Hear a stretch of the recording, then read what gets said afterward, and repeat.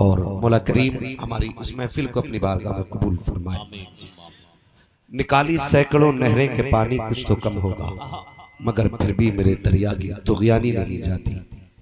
घिरे हैं इस तरह 32 दांतों में ज़बा जैसे, मगर मोमिन से फिर भी शान उस्मानी नहीं जाती। अजीज़ान मिल्लत इस्लामिया नौजवानों, बस थोड़ी देर गुफ्तगू को मेरी समाप्त करें। गुजारिश इतनी है जितनी देर सुने मोहब्बत से सुने। आज चूंकि शहीद आजम कॉन्फ्रेंस है, इस कॉन्फ्रेंस का ताल्लुक करबला से भी है और इस कॉन्फ्रेंस का ताल्लुक मोमिन के हर घर से भी है। बहुत तवज्जो से गुफ्तगू सुननी है। अंदाज़े बयां मेरा बहुत शौक नहीं है, शायद कि उतर जाए तेरे दिल में मेरी बात। आज इस जलसे में ये उलमा इकराम जलवगर है और खलीफा हुजूर सैयद शाहिद मियाँ आज इस जलसे में है। एक दिन वो था कि हुजूर सैयद शाहिद मियाँ दामज़ल्लहुल आली की सरपरस्ती में ये जलसा हुआ करता था, ये कॉन्फ्रेंस होती थी। अल्लाह ताला उस मर्द मुजाहिद के मज़ारे पुरअनवार पर करवट करवट अपनी रहमतों की बारिश फरमाए। हमारी कौम ने कुछ लोगों को सिर्फ पीर ही समझा और पीर ही जाना, और कुछ पीरों ने सिर्फ लोगों का हाथ पकड़ना ही जिम्मेदारी जाना। बातें दोनों हैं लेकिन कड़वी हैं। अरबाबे मेंबर की तरफ से माजरत के साथ और अपने बड़ों से माजरत के साथ ही बात कह रहा हूं मैं कि कुछ पीरों ने महज पीरा मुरीदी ही को अहम जाना और कुछ मुरीदों ने सिर्फ पीर को पीर की नजर से देखा। मैं बताऊं, जितनी जिम्मेदारी दीन की बका की एक मदरसे के मुदर्रिस मोहतमिम उलमा फुक़हा की है, उतनी ही बड़ी जिम्मेदारी कौम के ईमान की हिफाजत की पीरों की भी है। बहुत गौर से मेरी बात सुनना, उतनी बड़ी जिम्मेदारी पीरों की भी है। लेकिन तकलीफ होती है जब बात आती है लोगों को अपने सर्किल में लाने की, अपने दायरे में लाने की, तब तो सारे पीर जिंदा हो जाते हैं। और जब बात आती है हुजूर की अजमत पे सर कटाने की या मसलके आला हजरत की बका की, तो सब अपने अपने बिलों में छुप जाते हैं, इल्ला माशाअल्लाह। लेकिन मैं बड़ी बेबाकी के साथ अर्ज करूं, मैंने हुजूर सैयद शाहिद मियाँ के ताल्लुक से अपने बचपन से उस वक्त से अपने वालिद से सुना है जब से मैंने होश संभाला। और मेरे वालिद बताया करते थे कि सैयद शाहिद मियाँ की वो जात है जो तन्हा रामपुर मुरादाबाद के अंदर मसलक आला हजरत के परचम को अकेले उठाए हुए, वो जात हुजूर सैयद शाहिद मियाँ की जात थी। अगर इनको सिर्फ पीरा मुरीदी का काम होता, किसी के कलेजे फटे तो फट जाए, किसी के पेट में दर्द हो तो हो, लेकिन फकीर को फर्क नहीं पड़ता। मैं आईना हूं, दिखाऊंगा दाग चेहरे के, जिसे खराब लगे सामने से हट जाए। मैं बात किसी के पीर की नहीं कर रहा, लेकिन मैं वो आदमी हूं जो सिर्फ काम को सराहता। मुझे मेहनत करने वाले पसंद हैं, ये नहीं कि कौम से कह दिया कि हुजूर ने पेट से पत्थर बांधे और खुद 4-4 मुर्गे दरबे में बंद करे घूम रहे। पूरी जिंदगी सैयद शाहिद मियाँ की जात मसला के आला हजरत पे काम करती रही। और यार सोच भी नहीं सकते आप, जानते हो खिलाफत किससे मिली थी? आला हजरत के बेटे से मिली थी, सरकार मुफ्ती आजम से मिली थी। और मुफ्ती आजम का खास करम सरकार सैयद शाहिद अली मियाँ पे था। कौन मुफ्ती आजम है? कभी करीब से झांक के तो देखो प्यारे। लोग कहते हैं आला हजरत वली नहीं है, मैं कहता हूँ सिर्फ आला हजरत वली नहीं थे, वली गर थे। अब जरा सुनना प्यारे, सुनो तो सही। सरकार सैयद शाहिद मियाँ साहिब क़िबला दामज़ल्लहुल आली को खिलाफत देने वाली शख्सियत कौन है? ये वो शख्सियत है जिस वक्त आला हजरत अपने पीर खाने मारेरा शरीफ में तशरीफ लेकर के जाते हैं, आपके बारे आपके सामने सैयद नूरी मियां रहमतुल्लाह ताला अलैह फरमाते, बताओ मौलाना घर से आए हुए कितने दिन हो गए हैं? कहते हुजूर 4 दिन हो चुके हैं। जब इतनी बात कही थी आला हजरत ने तो मुर्शिद किरामी ने कहा था, मुबारक हो तुम्हारे घर पे शहजादा बेटा पैदा हुआ है, शहजादा पैदा हुआ है। अल्लाह अकबर। हजरत जी आपको कैसे पता चला? अहमद रजा तुम्हें 4 दिन आए हुए हैं, लेकिन मुझे पता है तुम्हारे घर में जो बेटा आया है वो आम बेटा नहीं है, बल्कि वो ऐसी शान वाला बेटा है कि वो जिधर से कदम रख देगा मुस्तफा की सुन्नत के परचम लहराते नजर आए। नारे तकबीर, नारे रिसालत, फैज़ाने आला हजरत, नारे तकबीर। अल्लाह अकबर। ये सरकार मुफ्ती आजम हिंद की विलादत। वो कहते हैं मौलाना मैं कुछ दिन के बाद आऊंगा और आने के बाद मैं उस बच्चे से मुलाकात करूंगा। अल्लाह अकबर। जरा सोच तो सही, मारारा शरीफ कौन सी खानका है? आज तो चंदों में खिलाफतें बट रही हैं। हाँ, अरे गैरे नत्तू खैरे सब खलीफे बने घूम रहे हैं।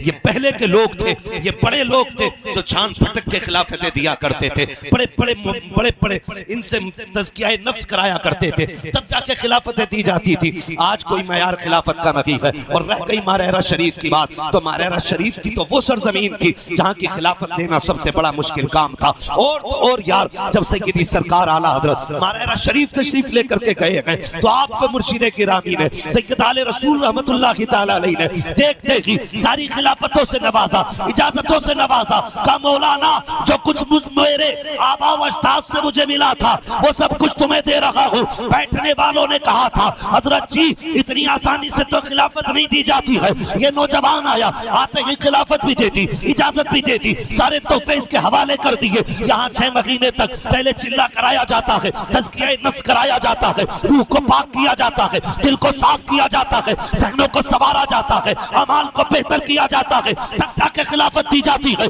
आखिर इतनी जल्दी खिलाफत क्यों दे दी? तो मुर्शिद गिरामी ने कहा था, लोगों दिल उनके साफ किए जाते हैं जिनके मैले होते हैं।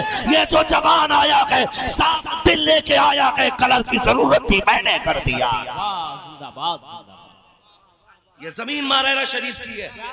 कम से कम आला हजरत को देख के कहा था, आला हजरत को देख के कहा था दिल साफ है, लेकिन मुफ्ती आजम को देखा भी नहीं और पहले ही पहले कह दिया मैं कुछ दिन बाद आऊंगा और आने के बाद उसको मैं इजाजत और खिलाफत से नवाजूंगा। 6 माह की उम्र शरीफ, अल्लाह अकबर। पूछो इन उलमा से, 6 माह की उम्र शरीफ, और तुम भी तो बच्चे वाले हो। 6 माह के बच्चे को क्या कुछ पता होता है? अपने बदन की तहारत, गंदगी, वो कुछ भी नहीं जानता, सिर्फ माँ को पहचानता है। और वो भी कैसे? दिल की धड़कन से पहचानता है माँ को। बच्चा माँ को दिल की धड़कन से पहचानता है, बस बाकी कुछ नहीं जानता बच्चा। 6 माह उम्र शरीफ सरकार मुफ्ती आजम की है। पीरो मुर्शिद तशरीफ लाए, इजाजत व खिलाफत, बैत व मुरीद सब कुछ किया, दे के जाने लगे। अल्लाह अकबर। आओ पूछते हैं हुजूर, आला हजरत को खिलाफत से नवाजा गया, बात समझ में आ गई, इस उम्र में इनको नवाजा गया, क्या इन्हें शऊर है? क्या ये जानते हैं? आज भी मारेरा शरीफ से आवाज आती है, नादान तू इतना आज भी नहीं जानता जितना मेरा मुस्तफा रजा पैदा होते की जानता था। हाँ, ये शान सरकार से ये शाहिद मियां के पीरो मुर्शिद की बात कर रहा हूं। हाँ, ऐसी जात, अल्लाह अकबर। बातें बहुत सारी अगर की जाए तो जवानी की दहलीज पे कदम रखा और आज हर सुन्नी फख्र से कहता मुत्तकी बनकर दिखाए इस जमाने में कोई एक मेरे मुफ्ती आजम का फतवा छोड़कर। हाँ, एक मेरे मुफ्ती आजम का तकवा छोड़कर, सरकार मुफ्ती आजम इनका तकवा। अल्लाह अकबर। वो लोगों, एक बात बता दूं, गौर से सुनना, ये वो लोग हैं जिन्होंने कई बार सरकार मुफ्ती आजम हिंद का झूठा पानी पिया है।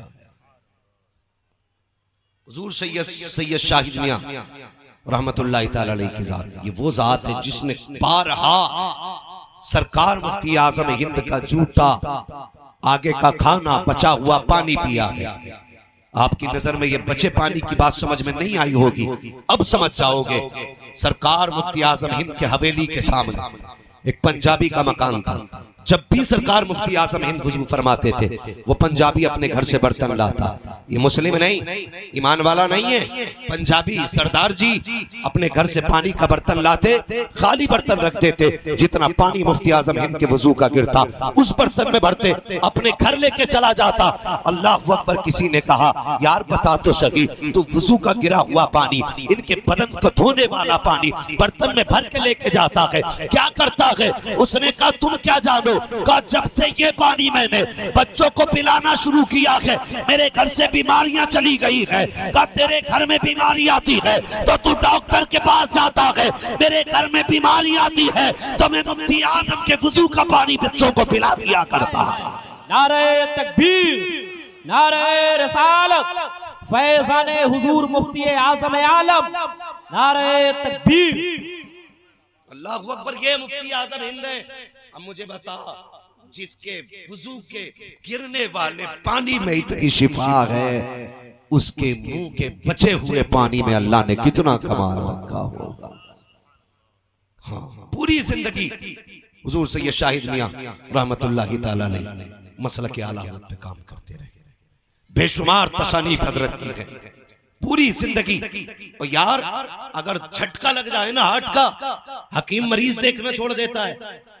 कोरोना के डर से डॉक्टरों ने मरीज देखने छोड़ दिए, लेकिन दिल के ऑपरेशन के बावजूद जब आपको इफाका होता था, खुदा की कसम औलाद का ख्याल नहीं आता था, बच्चों से मिलने का ख्याल नहीं आता था। कभी ये नहीं कहा आज मुझे फैजान के पास बैठना है, कभी ये नहीं कहा आज मुझे उनके बच्चों के पास बैठना है, कभी कोई बात नहीं कही। जब भी दिल सुकून में होता था, खुदा की कसम पूरी जिंदगी हुजूर सैयद शाहिद मियां की मसलक के काम के लिए गुजर गई। जब सुकून मिलता था, या तो दिल रजा से लगता था या फिर मुस्तफा रजा से लगा। वाह, पूरी जिंदगी काम करते रहे और सिर्फ खाया नहीं, पूरी जिंदगी काम किया। इसे कहते हैं पीर। आज उसी जात का शहजादा और ये सैयदजादे हैं। खुदा की कसम, ये खिदमत इन्हीं की जिम्मेदारी थी और इन्हीं का हक है। जो इन्होंने हक अदा किया वो कोई कर, बोलो, कोई अदा कर नहीं सकता। खुदा की कसम, अल्लाह सलामत रखे मुस्तफ़ा के घराने को और इनकी जात को समझना है तो कैसे समझोगे? किसी ने इमाम शाफई रहमतुल्लाह तआला अलैहि से कहा, हजरत आप जरा सैयदों की तारीफ कर दें, बताएं सैयदों का मकाम क्या होता है। इमाम शाफई से कहा गया, हुजूर आप बताइए सैयद की शान क्या है। जानते हो, इमाम शाफई फरमाते हैं, मैं उस जात की तारीफ और उसका मर्तबा कैसे बयान कर सकता हूं जिसकी शान ये है कि अगर इन पे दरूद ना पढ़े तो हमारी नमाज मुकम्मल नहीं होती। ये शान हुजूर की नस्ल की है। अगर इस पे बात की जाए तो रातें कम पड़ सकती हैं।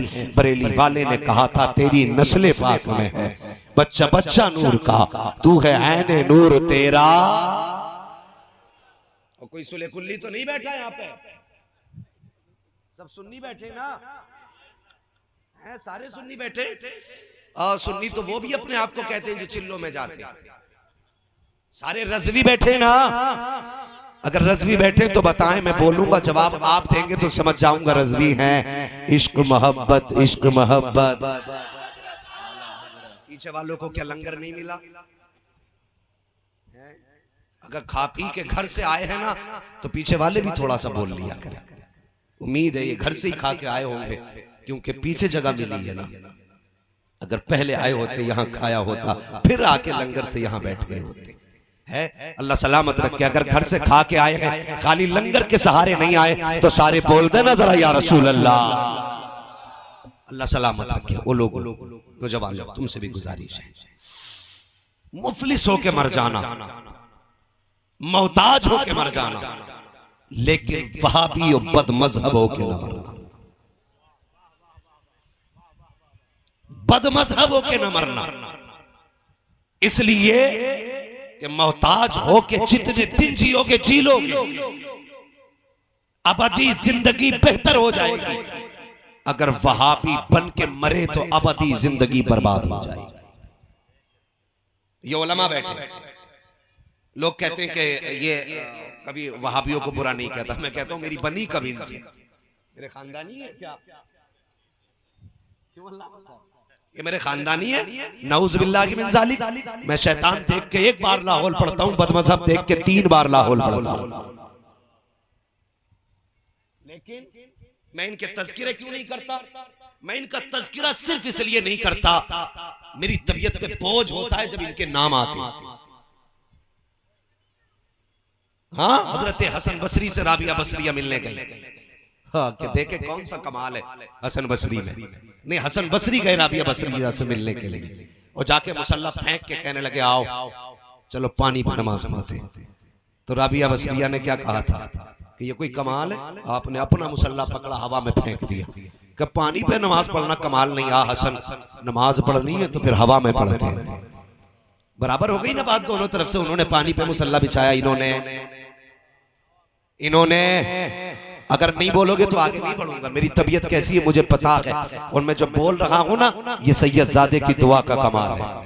हाँ, वरना मेरी तबीयत इतनी इस वक्त नाजुक है कि मैं बैठने की कंडीशन तक में नहीं हूँ। लेकिन जब से हुजूर सैयद फैजान साहब ने हाथ रख के दुआ की है ना, अभी रब का शुक्र है मैं बोल भी रहा हूँ, बैठ भी रहा हूँ, और उम्मीद है जब तक बोलूंगा इंशाअल्लाह तब तक बीमार। अगर मैं बीमार होकर इतना बोल सकता हूं तो खा पी के तुम कितना बोल सकते हो? आज बहुत खुश लग रहे नौजवान के आज हमें कुछ नहीं कहा जा रहा है। गजल में आए तो मतले में काम कर देंगे, हमें जगाया तो नींदे हराम कर देंगे। जरा बोलो ना सुभान अल्लाह। तो राबिया बसरिया ने, हजरत राबिया बसरिया ने पानी पे हवा पे मुसल्ला बिछाया। जब दोनों नमाज पढ़ के आ गए ना, तो फिर हसन बसरी कहने लगे अच्छा बराबर निकली टक्कर हो गई। कहने लगे अच्छा एक बात बताओ, कभी तुम्हें शैतान को बुरा कहते नहीं सुना? सुनना मेरी बात, कि कभी तुम्हें शैतान को बुरा कहते हुए नहीं सुना? तुम तो कहती हो रब की दोस्त हूं मैं, और कायदा यह है कि दोस्त का दुश्मन दुश्मन होता है, फिर तुम्हें कभी शैतान को बुरा कहते हुए क्यों नहीं सुना? तो राबिया बसरिया ने बड़ा प्यारा जवाब दिया था। आपने कहा था हसन बसरी, मुझे अपने प्यारे की तारीफ से फुर्सत ही नहीं मिलती है, मैं उसके दुश्मन को बुरा किस वक्त कहा करूं? ये मेरा मिजाज है। मैं कहता हूं कि अपने रज़ा की इतनी तारीफ कर दो कि इनके शजरे गिनाने की जरूरत ही ना पड़े। हाँ, इनके शजरे गिनाने की जरूरत ना पड़े। लेकिन जब बात अकीदे की आती है तो तज़किरे हो ही जाया करते हैं, बातें आ ही जाया करती हैं। अगर अंधेरे का तज़किरा ना होगा तो उजाले को कौन जानेगा? हाँ, अगर सूरज का तज़किरा नहीं होगा तो फिर रात को कौन जानेगा? ये फर्क समझेंगे। अब जरा सुने प्यारे, मैंने कहा था लूले अपाहिज होके मर जाना, बदअज़ मजहब होके न मरना। हमारी इनसे कोई जाती झगड़े नहीं है, इन्होंने जमीन जायदाद हमारी नहीं छीनी है, मैंड हमारी नहीं काटी है। ये उलमा बैठे, इनकी जिम्मेदारी मैं कहता हूँ। ये कहते हैं बरेलवी गाली देते हैं, बरेलवी गाली नहीं देते हैं। मैं कसम खा के कहता हूँ सबसे पहले मैं सीने से लगाने के लिए तुम्हें आगे आऊंगा, लेकिन शर्त यह है तुम्हें इतना काम करना पड़ेगा। जिन किताबों में तुमने नबी को मर के मिट्टी में मिलने वाला कहा, जिस किताब के अंदर तुमने नबी के इल्म को जानवरों के इल्म के मुशाबे कहा, माज़अल्लाह जिस किताब में तुमने ये लिखा है कि जैसा इल्म नबी को है वैसा तो जानवरों को भी है, जिस किताब में ये लिखा है जिसका नाम मोहम्मद या अली हो वो किसी चीज का मालिक व मुख्तार नहीं है, जिस किताब में तुमने ये लिखा है कि नबी अपनी बेटी की शफाअत नहीं करा सकते, जिस किताब में तुमने ये लिखा है कि माज़अल्लाह नबी को पीठ पीछे की खबर नहीं है, मैं कहता हूं दावे के साथ जितने गलत अकीदे तुमने अपनी किताबों में लिख रखे हैं उन सारी किताबों को चुराहे पे रख के आग लगा दो और बस इतना कह दो मैं मुजरिम हुआ का मुझे साथ ले लो कि रास्ते में है जा बजा थाने। नारे तकबीर, नारे रिसालत, मसलके आला हजरत, शहीद आजम कॉन्फ्रेंस, नारे तकबीर, नारे सबसे पहले रिसालत। मैं सीने से लगाऊंगा, लेकिन शर्त है अपने अकायदे बातिला पे मुश्तमिल किताबों को आग लगानी पड़ेगी। हमारा तुमसे झगड़ा सिर्फ इतना है कि जब तुम हुजूर को तकलीफ देते हो तो सुन्नी का कलेजा टुकड़े होता है। क्या कहें? लोग कहते हैं सऊदी गवर्नमेंट को कुछ ना कहो। सुनना जरा दिल थाम के प्यारे, जो 2-3 लाख रुपए लगा करके हज करने जाता था या उम्रा शरीफ करने जाता था, क्या लाया मदीने से? हुजूर के शहर से क्या लाया? रब के शहर से क्या लाया? वो यार खजूर लाता था या जमजम लाता था? यही तो लाते थे ना, खजूरिया खजूरिया, सारे बोले खजूरिया। अल्लाह करे जिन्होंने जमजम को पुकारा है, एक दिन ऐसा भी आए काबे की छांव हो जमजम के जाम। अल्लाह सलामत रखे। सिर्फ जमजम लाते थे। अब मैं पूछना चाहता हूं सऊदिया की बदमाश गवर्नमेंट से, तुम्हें हक किसने दिया? जो जमजम सुन्नी और मोमिन लेके आता था, तुमने उस जमजम पे पाबंदी लगा दी। अब कोई मोमिन जमजम नहीं ला सकता और तुम्हें तो डूब के मर जाना चाहिए था। ये जमजम वो कुआं नहीं है जो किसी के पानी लाने से कम हो जाएगा, किसी के ढोने से कम हो जाएगा। मेरे हुजूर ने तो ये फरमाया था कि अगर इस जमजम को हजरत हाजरा ने जमजम ना कहा होता तो ये कुआं नहीं होता, बल्कि नहर की शक्ल इख्तियार करता और सिर्फ मक्के में ना बहता, सारे जमाने के खेतों को यही कुआं सैराब कर रहा होता। हक किसने दिया तुम्हें? एक तो तुमने जबर से हुकूमत हासिल की, हुजूर के शहर में तुमने मुकद्दस मकामात की पामालिया की। डूब के मर जाना चाहिए सऊदिया गवर्नमेंट को। लोग कहते क्यों बुरा कहते हो? जरा दिल पे हाथ रख के बता, तेरी माँ मेरी माँ की कोई औकात नहीं, तेरे भाई मेरे भाई का कोई वकार नहीं, लेकिन उसके बावजूद अगर तेरी माँ की कब्र पे बिल्डोजर कोई चलाए तो बताओ उसके पीछे नमाज पढ़ोगे? बोलते क्यों नहीं? अगर तुम्हारी माँ की कब्र खोद के कोई आग लगाए उसे सलाम करोगे? तुम्हारी बहन बेटी की कब्रों पे बिल्डोजर कोई चलाए बर्दाश्त करोगे? अगर हमें अपनी बेटी की कब्र पे बिल्डोजर गवारा नहीं तो खुदा की कसम हुजूर की बेटी पे तो 70 बेटियां कुर्बान की जा सकती है। गलत नहीं कह रहा। उठाओ तारीख 100 साल पहले की, जब तक तुर्कों की हुकूमत रही सऊदी अरबिया में, हर सहाबी का मजार सलामत था। हजरत उस्मान गनी का मजार सलामत था। सैयदा तैयबा ताहिरा बिदा जाहिदा, नबी की शहजादी जिगर का टुकड़ा मेरे मुस्तफा का, वो फातिमा जिसने हसन हुसैन से बेटे उम्मत को दिए, उनका मजार सलामत था। जब से ये जालिम इक़्तिदार में आए, इन बदबख्त कुत्तों ने उन तमाम मजारात को तोड़ करके उन पे बिल्डोजर चलाया। जरा दिल पे हाथ रख के सुन्नी बता, मैं तुमसे ये नहीं कहता कि तुम्हें किससे मिलना है किससे नहीं मिलना है, फैसला अपने दिल से कराना। मैं बात करने लगा हूँ, इन्होंने हजरत फातिमा की कब्र पे बिल्डोजर चलाया। कौन फातिमा है? नबी की कितनी लाडली है फातिमा, जरा दिल पे हाथ रख के सुनना। एक दिन मेरे हुजूर अपनी बेटी से मुलाकात के लिए तशरीफ लाए। जैसी सरकार तशरीफ लाए बेटी से मुलाकात के लिए, हजरत फातिमा ज़हरा अपने हाथों से रोटी बना रखी है। जब रोटी बना रखी थी तो पसीने से कपड़े शराबोर थे। पैगंबर इस्लाम ने बेटी के बदन पे पसीना देखा, बर्दाश्त न कर सके, फरमाया बेटी फातिमा कुछ देर तुम ठंड में बैठ जाओ, रह गई बात रोटी की तो लाओ तुम्हारे हिस्से की रोटी तुम्हारे बाबा बना देते हैं। हुजूर ने बेटी को उठाया, ठंड में बैठाया कि जा फातिमा, जाकर के अपने हाथ से खुद रोटी बनाने लग गए। अब जरा सुनना प्यारे, हुजूर को बेटी से इतना प्यार है कि पसीना गवारा नहीं है। तो जब उस फातिमा की कब्र पर बिल्डोजर चला होगा तो बता मेरे हुजूर के जिगर पे क्या गुजरी होगी, करबला वालों के कलेजे पे क्या गुजरी होगी, अली अकबर ने कैसा महसूस किया होगा, हुसैन ने कैसा महसूस किया होगा। और ये वो कब्र तोड़ी गई है जिससे आखिरी मुलाकात के वक्त मेरे हुसैन ने मिलके कहा था, ए माँ जो बेटे परदेश जाया करते हैं, माएं सर पे हाथ रख के दुआएं देती है, ए माँ तेरा हुसैन परदेश जा रहा है और मैं जानता हूँ आज के बाद ए माँ मुझे इस कब्र पे आना नसीब नहीं होगा, तुमसे मुलाकात नहीं होगी। ए माँ मेहरबानी कर अपने बेटे को दुआएं दे दे। इस कब्र अनवर पर जब शहीद आजम ने इतना कहा था, कब्र से आवाज आई थी, बेटे हुसैन दिल थोड़ा न कर, करबला में तू अकेला नहीं जाएगा बल्कि तू करबला में बाद में जाएगा, फातिमा पहले पहुंच जाएगी। जिंदाबाद जिंदाबाद। इन कुत्तों ने, इन जलीलों ने सबसे पहले बिल्डोजर नबी की बेटी की कब्र पे चलाया। हम पूछना चाहते हैं नज्द की बदमाश औलादों से, तुम्हें अधिकार किसने दिया? तुम नबी की बेटी की कब्र को तोड़ो, तुम्हें हक किसने दिया? शर्म नहीं आती? सुन्नी सिर्फ जमजम लेके आता था, इन्होंने अब उस जमजम पे पाबंदी लगा दी। जो अभी उमरा शरीफ करके आए हैं उनसे पूछिए, उन्हें जमजम नहीं लाने दिया। वो क्या तमन्ना थी जमजम से, क्या मामला थे जमजम के हमारे बीच, कौन से ताल्लुकात थे। हम तो यही चाहते थे ना, हम मरे तो कफन पे 2 बूंद जमजम को ही छिड़क दे, यही तो आरज़ुएं थी हमारी। और कफन में जब हमें लपेटा जाए तो थोड़े से छींटे माथे पे जमजम के दे दिए जाए।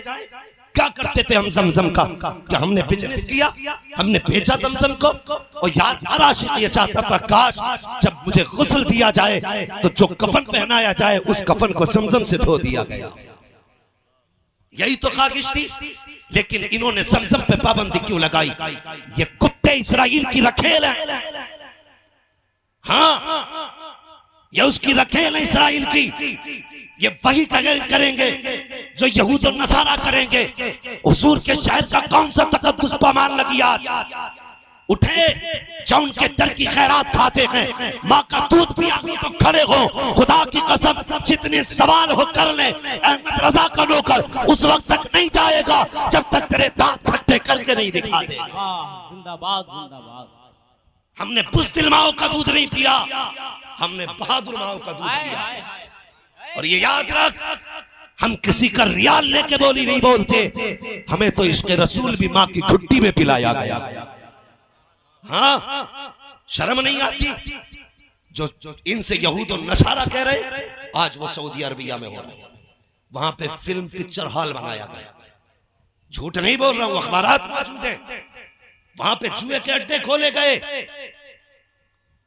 उस शहर के अंदर उस जमीन पर, खुदा की कसम जिस जमीन पे आने की फरिश्ते तमन्ना करें, उस जमीन पर तुमने जुओं के अड्डे खोले। इस चीज को सुन्नी कभी गवारा नहीं करेगा। यही तो मेरे मुफ्ती आज़म हिंद ने कहा था, तेरे हबीब का प्यारा शहर किया बर्बाद, इलाही नजदी ये निकले भला मदीने से। अल्लाह अकबर। आज वो लोगों वो लाल रुमाल वाला चलता है, मुझे अगर मिल गया तो इंशाल्लाह छठी का दूध याद दिलाऊंगा। हाँ सीधे सच्चों को हजरत घेरे लेता सऊदिया में, कहता टोपी ऐसी क्यों ओढ़ी है, ऐसी क्यों ओढ़ी है, ये सब क्यों क्यों पूछता। कोई उससे पूछे तू दुनिया में क्यों आया है। मनहूस, अगर हमने सब्ज रंग की पगड़ी पहन ली गुंबदे खजरा की निस्बत से, तो कहता ये क्यों पहनी है, तो शिर्क है। क्यों, वो शिर्क उसे ही कहते जो हुजूर के जमाने में ना। और ये सबसे बड़ा मुशरिक है, खुद भी तो नहीं था ना, ये पहले से चला रहा लाल रुमाल वाला। बस अकीदे की हिफाजत जरूरी है, अकीदे की हिफाजत जरूरी है। अगर अकीदा दुरुस्त है ना तो कुट पिट के जन्नत तक पहुंच ही जाओगे। अच्छा बहुत अच्छा है, पहुंच ही जाओगे। शर्त ये कि ईमान बचा के ले। लोग कहते हैं कि कामयाब वो है जिसने बिल्डिंग बना ली, कामयाब वो है जिसने बैंक बैलेंस बना लिया, कामयाब वो है जिसने बच्चों को बिजनेस दे दिया। मैं कहता हूं ये कोई कामयाब नहीं, सबसे बड़ा कामयाब वो है जो कब्र तक ईमान बचा के ले गया। सबसे बड़ा कामयाब है वो जो कब्र तक ईमान बचा के ले गया। ईमान की हिफाजत बड़ी जरूरी है। हाँ ईमान की हिफाजत बड़ी जरूरी है। पता चला ईमान सलामत नहीं, देर सजदे पे सजदा, सजदे पे सजदा, सजदे पे सजदा, ढेर लगा लिया, ईमान सलामत नहीं, तो रगड़ा तो वहीं से शुरू हो जाता ना, नजा के वक्त से पिटाई शुरू हो जाती है, दे धड़ा। इसलिए ईमान बचाना जरूरी है। और ईमान कैसे बचता है तो सुनो, ईमान बचाने के लिए अल्लाह वालों के दामन से वाबस्ता होना जरूरी है। अल्लाह वालों के दामन से वाबस्ता होना जरूरी है। लेकिन एक बात और कह दूं तुमसे, बुरा तो नहीं मानेंगे, कह दूं, मुसलमान जरूरत है करबला का पैगाम याद रखने की।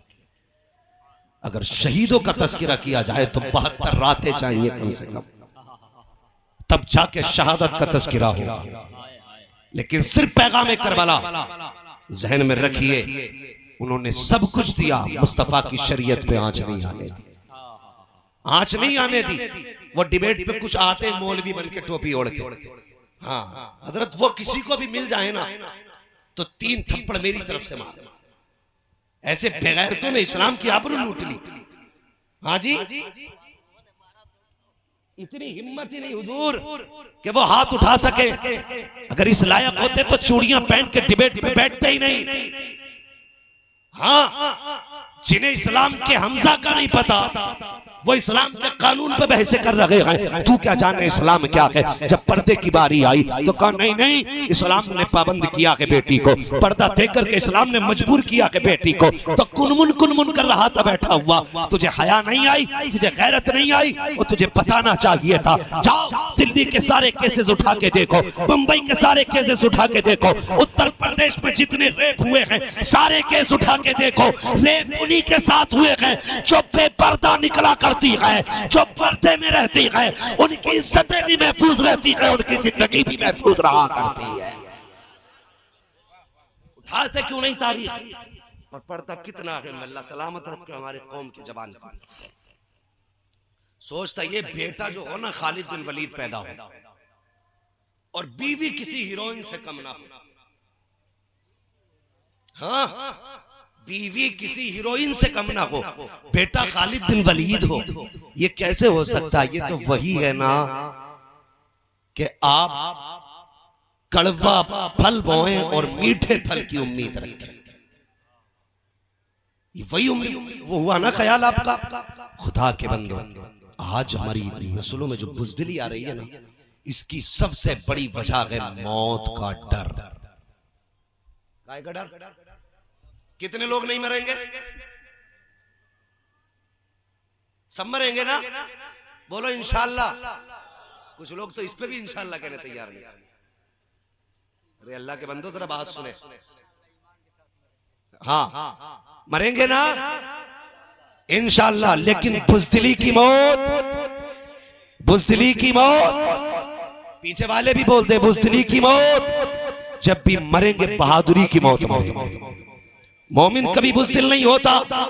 और यही वजह है जब से हमें जिंदगी प्यारी हुई है, लोगों के मन में जो आता है वो कहीं भी खड़े होकर भौंक देता है। जिसके दिल में जो आता है, जो चाहता है कह के चला जाता है। और खुदा के वास्ते वो लोगों ख्याल करो, नबी की अज़मत के खिलाफ कोई भौंके और उसके बाद भी हम जिंदा रहे, बताओ हमारी जिंदगी का नतीजा क्या होगा। क्या करेंगे जिंदा रह करके। हमारा तो सब कुछ हमारे हुजूर हैं, हमारा तो सब कुछ हमारे रसूल हैं। अगर हमारे होते हुए हुजूर की इज्जत महफूज नहीं है तो फिर हमारी जिंदगी का क्या बनेगा। मौत से डरते हो कहीं मर ना जाए। खुदा की कसम, वो 100 साल जिंदगी जो हुजूर के बगैर हो, ऐसी जिंदगी पे लानत भेजते हैं। और वो चंद मिनटों की जिंदगी जो मुस्तफा के नाम पे मिले, हम उस जिंदगी पे लाखों सलाम कहा करते हैं।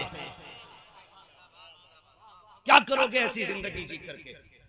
आज कुछ शहर चल रहे हैं, लेकिन मेरे भाई तुमसे इतनी गुजारिश है, हमें जिंदगी बहुत प्यारी है, मर ना जाए कहीं। एक्सीडेंट में मौतें हो रही हैं, पूरा पूरा खानदान साफ हो रहा है, पूरा पूरा परिवार झाड़ू लग जा रही है। उससे तो बेहतर है हुजूर के नाम पे कहीं कुर्बान हो जाओ, हुजूर की इज्जत पे मर जाओ।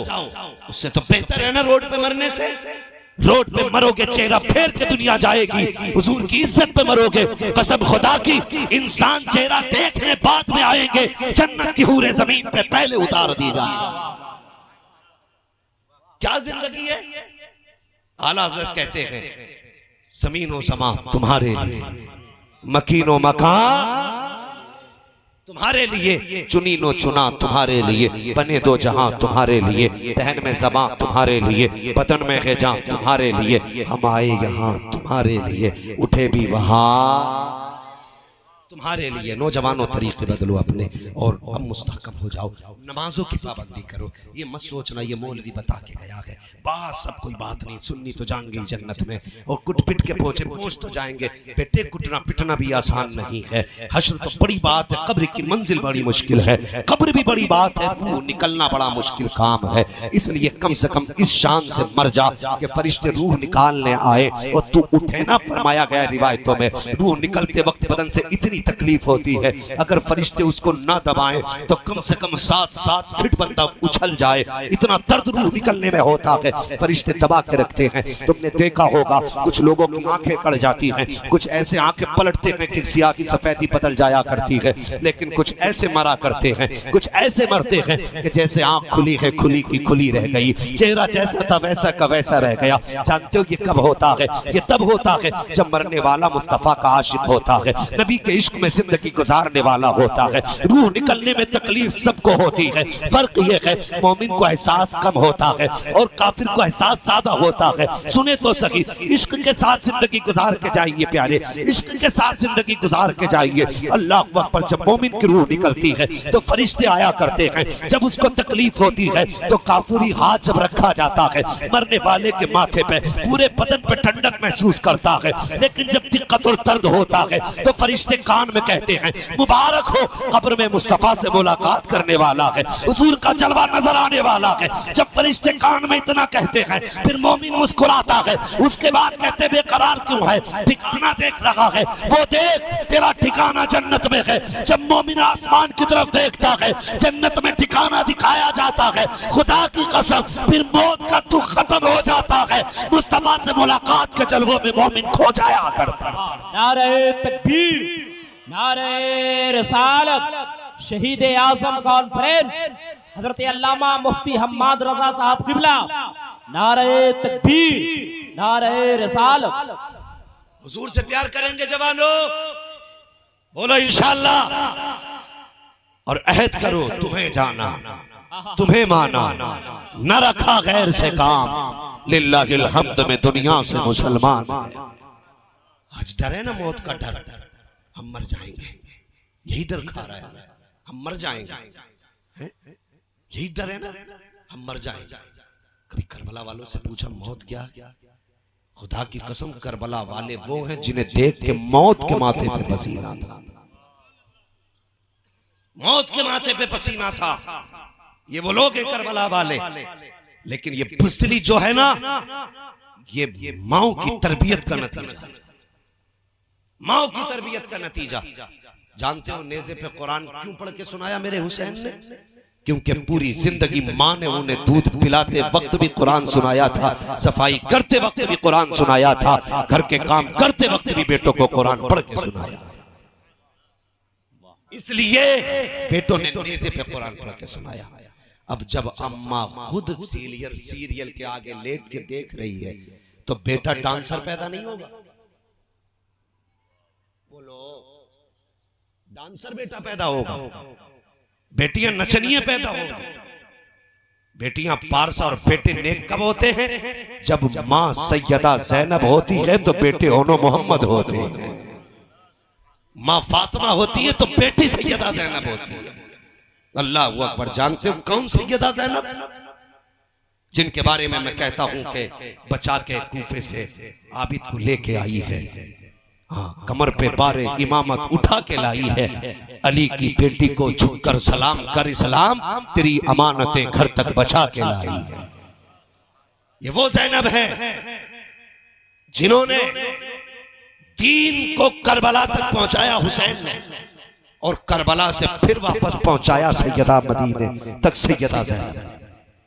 और ये सैयदा ज़ैनब अपने घर के हालात देखो, आओ जलसा हो रहा, जाओ देखो कितनी बेगैरत नंगे सर घूम रही होंगी, कितनी बेहया बेटियां आज भी बगैर नकाब के जलसे में होंगी। जाके देखो ना क्या नतीजे ऐसे जलसों से, जिन जलसों में बेटियों की इज्जतें महफूज ना। बदलो तरीके, कह तो जलसा हुजूर का होगा ना तो फिर किरदार भी हुजूर ही का अपनाया जाएगा। बेटी तेरी हो या मेरी, ये मत समझना अब्बा ने जलसे में पैसे दे दिए तो बेटी का सर्टिफिकेट बन गया। नंगे सर घूम कोई हिसाब नहीं होगा, बगैर दुपट्टे के टहल कोई हिसाब नहीं होगा। ये मत सोचना इस्लाम का कानून इस्लाम का कानून है। मेरे हुजूर ने फरमाया था लौ सरक़त फातिमा बिन्त मोहम्मद लक़तअत यदहा। वो लोगों जो इस्लाम का कानून है सबके लिए है, इतना सख्त कानून है इस्लाम का। अगर मेरी बेटी फातिमा चोरी कर लेगी तो मोहम्मद की बेटी समझ के छोड़ा नहीं जाएगा, बल्कि सजा चोरी की समझ के मेरी फातिमा बेटी के भी दोनों हाथ काटे जाएंगे। हाँ, ये इस्लाम का कानून है।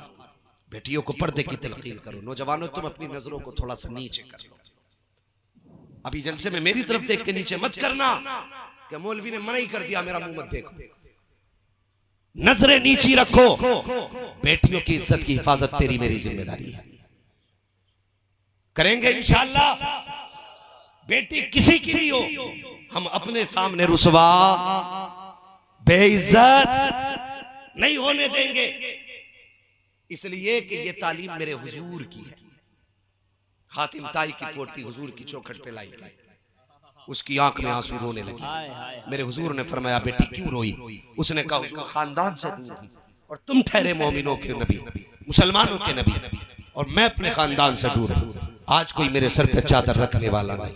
अल्लाह अकबर। वो सुने बेगैरत जो मुस्तफा की बेटियों के सरों से दुपट्टे उतारने की बात कर रहे हैं, जो मेरे हुजूर की कौम की बेटियों को बेनकाब करने की बात कर रहे हैं, जो कहते हैं हमारा दौर आएगा तो इनकी बेटियों को रुसवा करेंगे, हमारा दौर आएगा तो इनकी बेटियों के मुंह काले करेंगे। और जालिमों, ये तुम्हारी घटिया सोच है और ये मेरे नबी की तालीम है। आका के सामने हातिम ताई की बेटी जब रोई है, दुश्मन की बेटी रोई, आज कोई चादर रखने वाला नहीं। मेरे हुजूर ने मुजम्मिल वाली चादर जिसको कांधे पे रखे तो कुरान कभी या अय्युहल मुजम्मिल कहता है, जिसे ओढ़ने तो या अय्युहल मुद्दस्सिर कहता है। वो चादर हुजूर ने उतारी है, दुश्मन की बेटी के सर पे रखी। फरमाया, आंसू पोंछ ले, कोई सर पे चादर रखे ना रखे, ले मोहम्मद चादर दे रहा है। जब आका ने चादर रखी है तो लोगों ने कहा था, आका ने कहा था, आका दुश्मन की बेटी को अपनी चादर दे दी। मेरे नबी ने कहा था, हो जा, बेटी बेटी होती है, चाहे काफिर की बेटी हो चाहे मुसलमान की बेटी।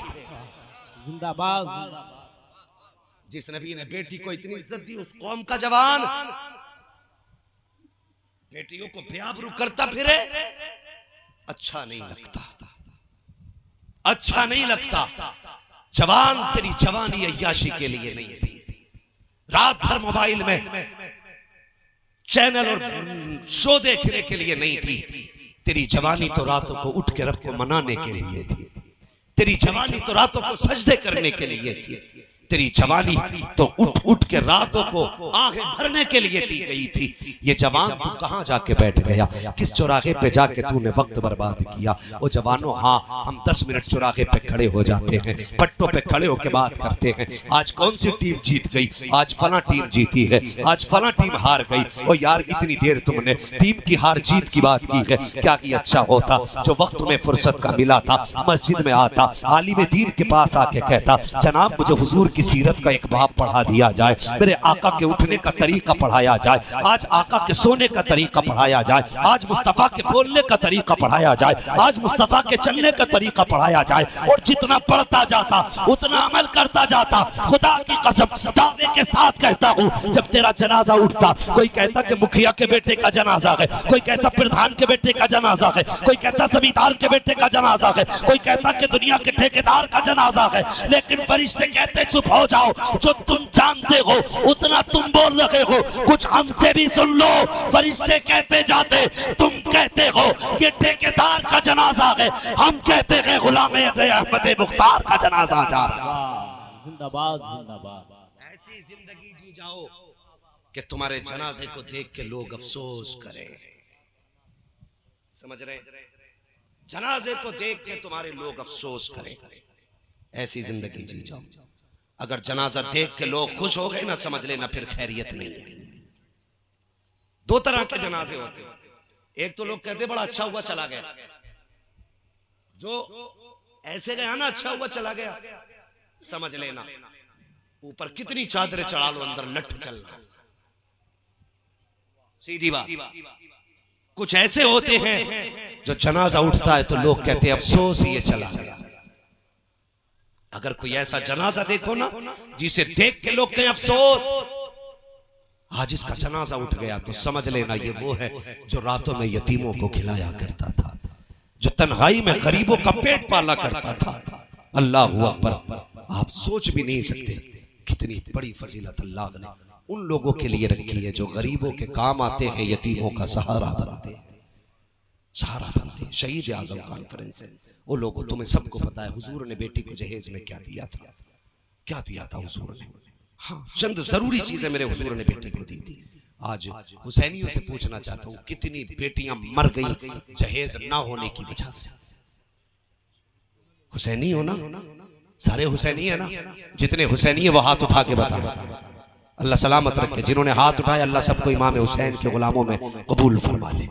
सारे हुसैनी है तो हमारी जिम्मेदारी बनती है। नबी ने बेटी को जहेज में सोना चांदी हीरे जवाहरात नहीं दिए, लेकिन जो भी दिया जरूरत का सामान दिया, जरूरत का सामान दिया ना हुजूर ने। आज उन्हीं के शहजादे की बदौलत है जो दीन हम तक पहुंचा है। इस उम्मत की जिम्मेदारी बनती है, किसी गरीब को जहेज की वजह से सताएंगे नहीं। बोलो इंशाअल्लाह। डिमांड नहीं करेंगे, बिल्कुल नहीं बोल रहे। लगता है लंबी प्लानिंग लेके बैठा है।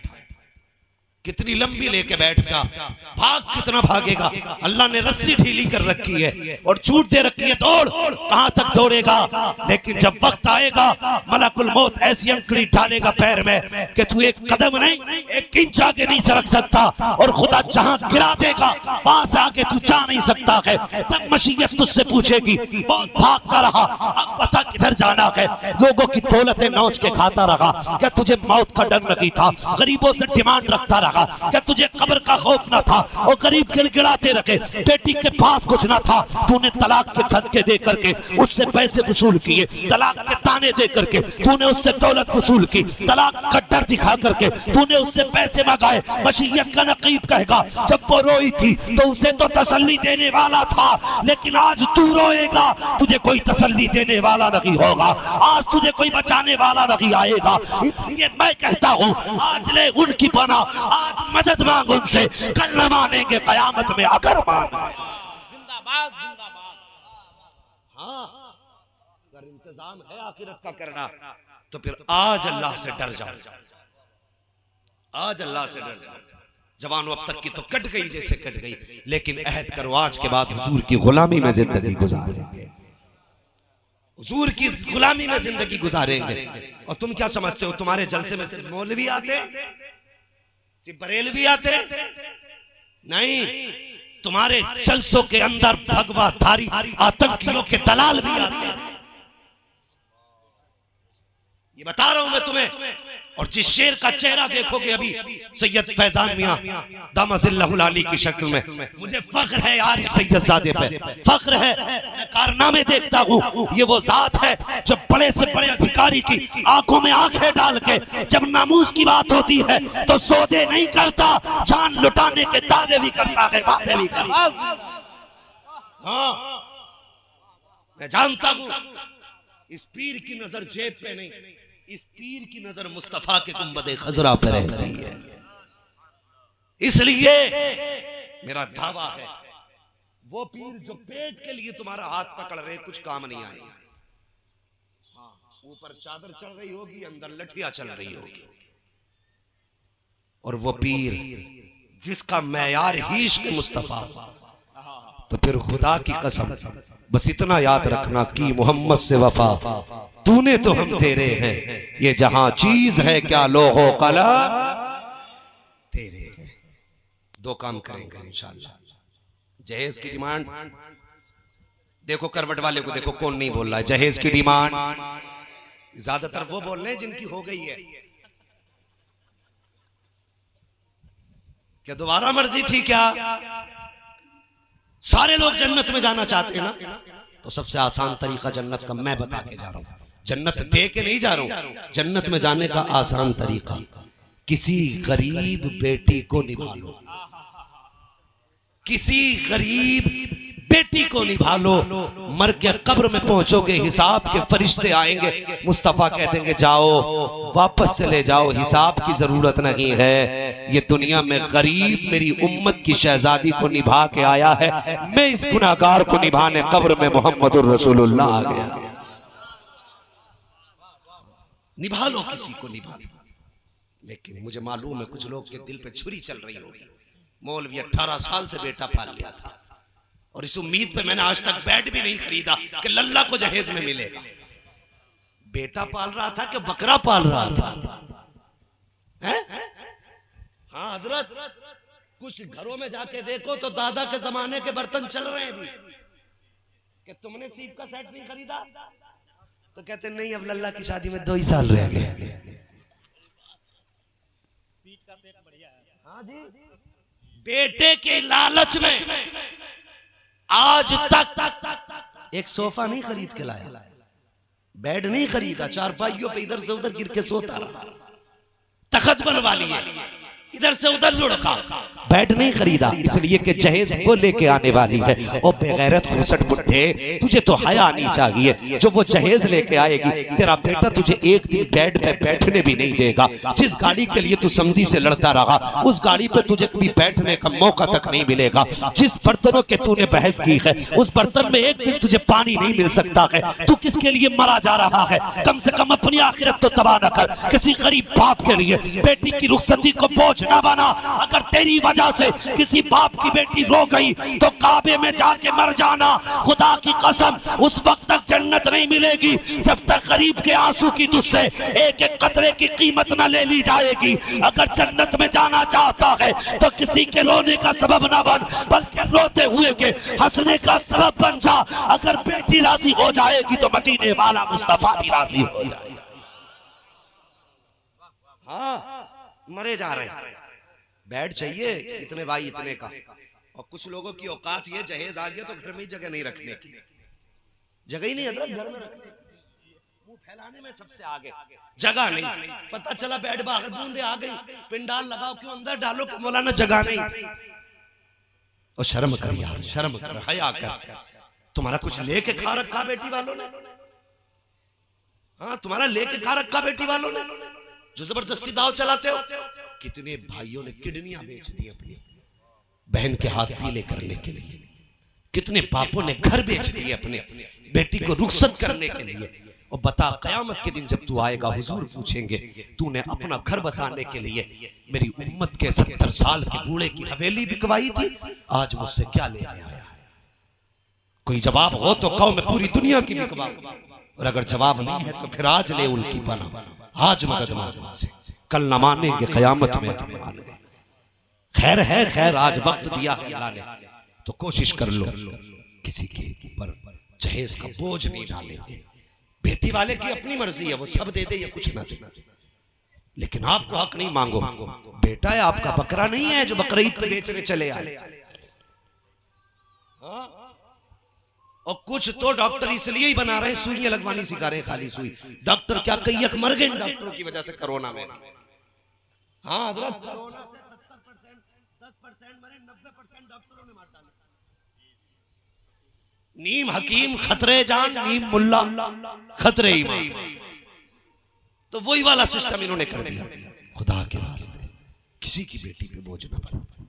हाँ, और शादी वालों तुमसे भी शिकायत है। आज मुझे एक बात याद आ गई, बड़ी हिम्मत करके कह रहा हूँ, हिम्मत नहीं हो रही कहने के लिए। जानते हो, एक बच्ची का फोन मेरे पास आया। बच्ची 9-10 साल की नहीं, 22 साल की लड़की, शादीशुदा, उसका फोन आया। जानते हो उसने क्या कहा? उसने कहा, हजरत जी मेरा ससुर मेरे साथ बदतमीजी करता है। ये कलमा पढ़ने वालों की कहानी है। छेड़छाड़ करता है। मैंने कहा बेटी तूने अपने शौहर से नहीं कहा? उसने कहा मैंने शौहर से कहा था, तो उसने ये कह दिया कि कोई बात नहीं, इतना तो सब चलता है, और बगैर तो डूब के मर जाना चाहिए। कहता है इतना चलता है जमाने में, ऐसे जाकिलों से बेहतर है बेटियों को कुएं में धकेल दो। ऐसी बेटियों को, बेटों के हाथ में मत दो जो इतना भी ना जानते हो कि बेटियों को पाना कैसे जाता, बेटियों की इज्जतें कैसे बचाई जाती।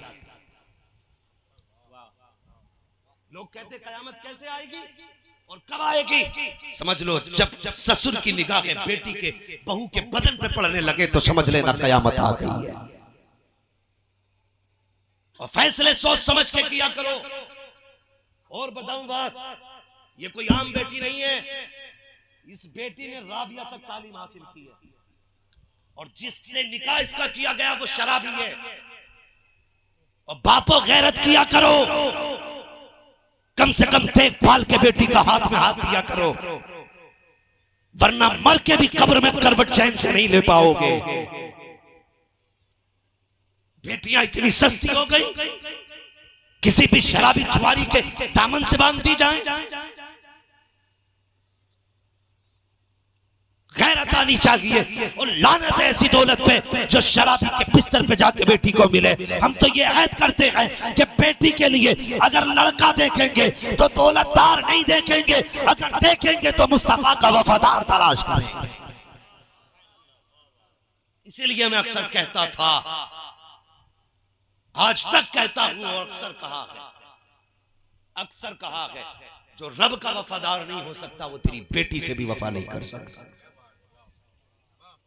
तेरी बेटी से वफा वही करेगा जो खुदा से वफा करेगा, मुस्तफा से वफा करेगा। ऐसी बेगैरती ऐसे दौर में तरक्की की, ससुर बहू को छेड़े और बेटा कहता ये चलता है। लानत हो ऐसे बाप बेटों पर, डूब के मर जाना चाहिए चुल्लू भर पानी में। हया नहीं आती, बेटी बेटी हुआ करती है, शर्म आनी चाहिए। इसलिए खुदा के वास्ते खत्म करो ये डिमांड जहेज की लानत। जो तुम मांग रखते हो इतने लाख चाहिए, सस्ते और अच्छे कर दो निकाह, ताकि किसी बेटी के बाल भी सफेद ना होने पाए और कोई बेटी बाप के दरवाजे पर रुसवा भी ना हो। हाँ, वरना याद रखो, लोग कहते नहीं जी हमने तो नहीं लिया, हमने नहीं लिया और बाकी का इनका मतलब नहीं, हमने नहीं लिया इनका मतलब नहीं। पूछो इन उलमा से। एक बस्ती को हुक्म दिया रब ने, जाओ जिब्रील इस बस्ती को पलट दो। जिब्रील अमीन ने कहा मालिक क्यों? कहा ये पूरी बस्ती नाफरमानों की है। तो हजरत जिब्रील कहने लगे मेरे अल्लाह, इस बस्ती में एक ऐसा बंदा भी रहता है जिसका एक लम्हा भी तेरी याद से गाफिल नहीं गुजरा, इतना बड़ा आबिद भी है। रब ने फरमाया जिब्रील जाओ पलट दो, जाकर के जमीन पलट दो। मालिक वो तेरा नेक बंदा का मेरा आबिद है ना, वो उसका बदला मैं कयामत में दूंगा, लेकिन इसलिए कि वो इनके जुर्मों पे चुप रहा, अपने आप को बचाता रहा, इन्हें नहीं रोक पाया। फरमाया रब ने उसकी सजा ये है कि उसको भी इन गुनाहगारों के साथ जमीन में दफन कर दिया। जिसकी बस्ती में गुनाह हो, जिम्मेदारी है वो गुनाह को रोके, गलत काम को रोको। वातसिमू बिहब्लिल्लाह की जमीआ, अल्लाह की रस्सी को मजबूती से थाम लो, मुस्तफा का दिया हुआ कानून पकड़ो और आका से वफा करो। जवानों वफा करो। ये मस्तियां कितने दिन की हैं? ये जवान मेरा 3-3 घंटे स्कूल के आगे खड़ा रहता है लड़कियों के। क्यों खड़ा भाई? का मेरी महबूबा गुजरेगी उसका दीदार कर। 3 घंटे ठुंट बना खड़ा रहा है। किससे इश्क किया? अगर 4 दिन बुखार आ जाए, शोहर देखना पसंद नहीं करता, इतनी सूरत बिगड़ जाती है। इतनी मिनटों का मेहमान है ये हुस्न, इसके चक्कर में 6 घंटे स्कूल के आगे खड़ा रहा। और तेरे रब ने कितने बड़े हुस्न का इंतजाम किया।